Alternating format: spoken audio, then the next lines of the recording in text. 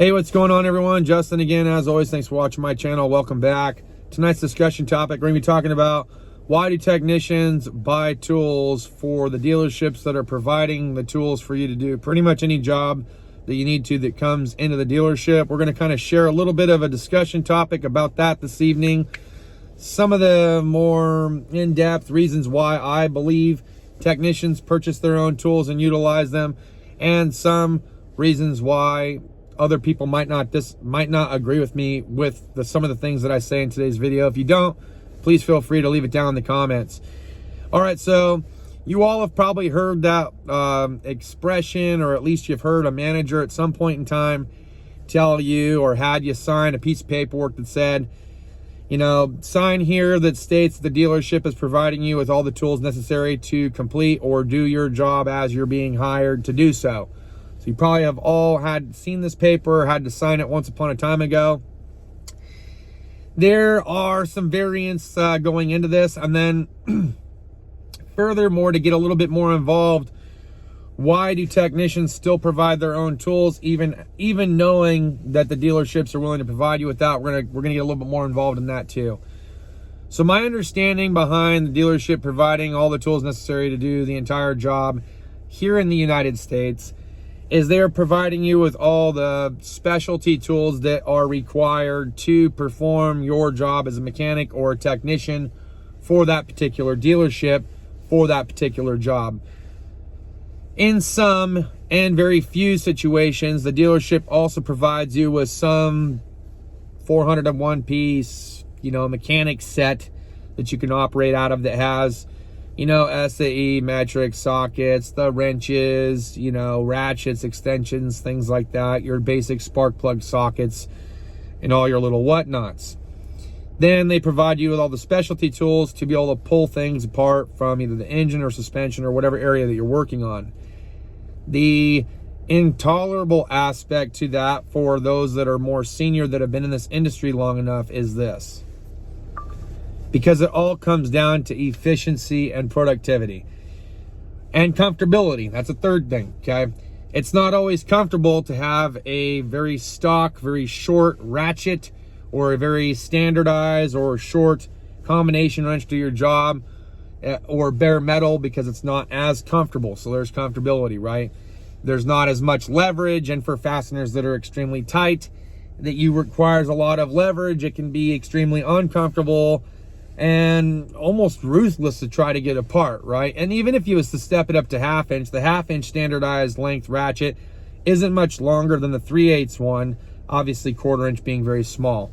So for comfortability aspects, when it comes to leverage, when it comes to those that prefer comfort grip over non-comfort grip, that could be one reason. The amount of teeth, so there were some old school ratchets back in the day that had limited amount of teeth. I'm sorry, I keep looking over, I'm getting ready to pick up my kids from school. But the limitations about the teeth, so Craftsman had a 32 tooth count. You were very limited when it came to tight spots of taking things apart. Plus, I didn't really care for the raised handle. So having more teeth means you don't have to move it as much, which means you might actually have better luck getting that fastener out in tighter situations. So that's another one.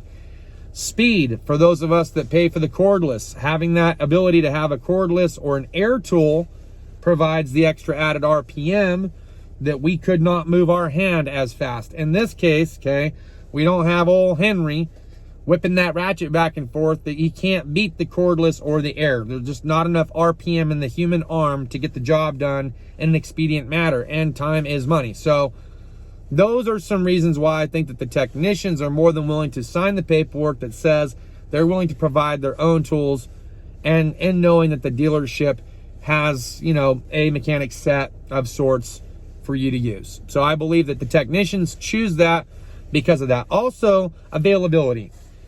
Not every single time is the same exact person going to use the same exact tool for another job. But if there's 10 techs all working in the same shop, there's a pretty good chance that somebody is using that specialty tool, and you'll have to wait for them to get done. And if that specialty tool is something that you can find online or in a big box store or from the tool truck, 9 times out of 10, the technician's just going to want to have it on hand because that's his tool. He can get the job done quicker. He doesn't have to wait for Joe Schmuckatelli to finish up using it to get it back, so that way he can use it to finish his job. So that becomes a convenience, a matter of convenience, because you're not having to wait. The other aspect is that sometimes these tools grow feet and they walk away. Technicians come and go. Toolboxes have wheels. Even Nick Nakai said it in his video for a reason, right? There's technicians that are always moving in and out of shops, and not all the tools are ever always seen leaving the dealership, okay? So sometimes these tools grow legs, and now the dealership doesn't have that in inventory. It's still part of their inventory. It still says that they have it in their inventory, but it's just not there. And that can be a detrimental thing to those that are still at the dealership that need that specialty tool because it's no longer available. That's a big deal.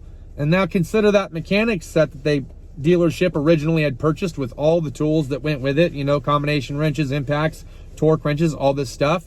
Things break over time, things disappear, things get lost, things get stolen. Next thing you know, you're walking in, signing this piece of paper, and you see an incomplete set, and you're like, yeah, right.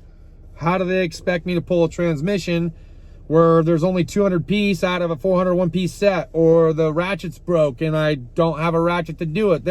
As far as they know, it's still in the inventory. It still works because nobody has reported it to the hire to let them know, hey man, Lube Bay doesn't have a ratchet.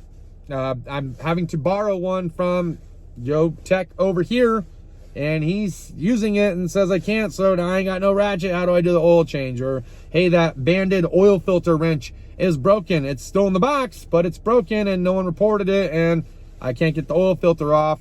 I had to go find someone else that might have had it, right? And then maybe that person that had it, he's like, I don't know if I want to loan it out to you because the last guy I loaned it out to broke it. Well, that makes sense because the one the dealership bought is also broken because they're using it in an inappropriate manner, and they're not telling their foreman or their manager that it broke so they can get it replaced or warranted.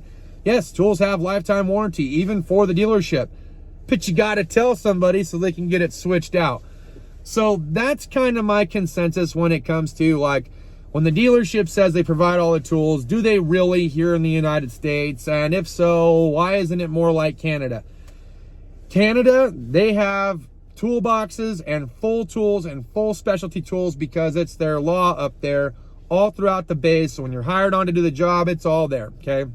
I don't know very many Canadian technicians that are forced to have to purchase their own tools or toolboxes. I did know of at least one that purchased his own tools and toolbox, but when he went to a different dealership, it was already provided, so he had the ability of being able to take his home. He didn't need to have it there, okay? I think Joel might have taken it there.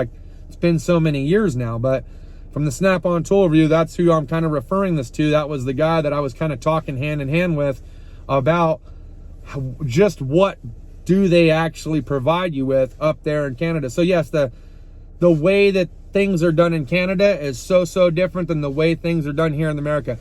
I would be curious to know how things are done in the UK. I'd be curious to know how things are done in Australia. I'd be curious to know how things are done in Mexico. What's your guys' take? East Coast, West Coast, Midwest, North, South, you know, talk about it. Put it down in the comments. How does your dealership, if you work at a dealership, operate? How does your independent shop operate? How does your lube shop operate? Did they provide you with it? Did they make it misleading, or were they upfront about it? Some of the things and some of the reasons why I wanted to bring this up is because I actually thought for many years it was just a misled thing that you were just told by management, but it was kind of an inside chuckle. But once I actually discussed it with a particular individual, I started to learn the reasons why that was no longer a thing. So you can see it's getting dark. My kids are getting ready to come out of the classroom. I got to pick them up, and then I got basketball practice. We have one more discussion topic for this evening, so I hope you guys stay tuned for that. I think you're really going to enjoy it. We're going to be talking about getting starved out of work at your shop, be it a dealership, independent shop, lube shop. My thought process, Nick Nakai kind of brought it up a little bit in his video. I'm going to do a response video. I think it's a great discussion topic, so stay tuned for that. We'll see you guys next time. Cheers and deuces.